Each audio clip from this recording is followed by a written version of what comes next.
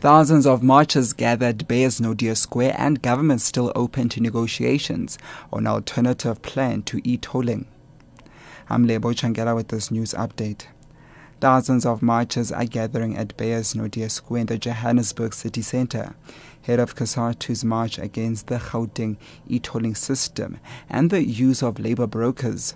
SABC Labour journalist Theto Mahlakwani reports. The energetic crowd of thousands of workers gathered here at the Beyers Naude Square have brought the Johannesburg city centre to life. Anti-e-tolls and labour brokers songs can be heard throughout the city. An estimate of over 5,000 people have already showed up to the march, which COSATU says will be the biggest march in years. A combination of people from all walks of life, including journalists and lawyers, are toying at the square ahead of the march. Theto Mahlakwani, SABC News, Johannesburg. The ANC says government is still open to negotiations with all interested parties who present an alternative plan to the e-tolling system that may be more acceptable to road users. Spokesperson Jackson Mthembu explains. And government has continued to stall putting into operation this e-tolling precisely because it wanted to engage with everybody. And from where we sit, government has done so. Government has made serious concessions after having consulted. And government is still saying, yes, we are going to start now the operations. But again, we are not saying that if there is anybody who has got a workable plan, that we cannot consider. The South African Medical Association says e-tolling will further cause medical professionals to leave the country.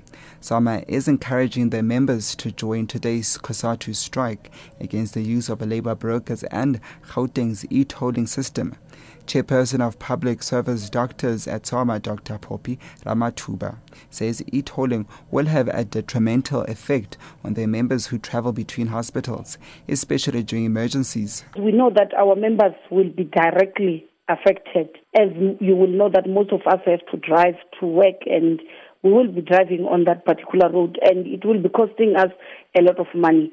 Some of us work throughout 24 hours, and our hospitals are not even able to provide accommodation. When you are introducing e-tolling system, but you are not increasing the salaries, some of us will not be able to afford, and will have to be forced to move to other countries which will be able to pay people better salaries. And the National Civic Forum has called on its members to support today's protest against the use of labour brokers and the introduction of the e-tolling system on Gauteng's highways. NCF spokesperson Langezwa Mvelase explains why it is important to support the protest. Simply because you remember that when the president, the state president who is in charge right now, during 2009, the general election, he promised that if he gets into power, he make sure that the issue of labor brokers is dealt with. So up to this far, there's nothing that has happened, and he has not actually shown any means of trying to attend to the problem.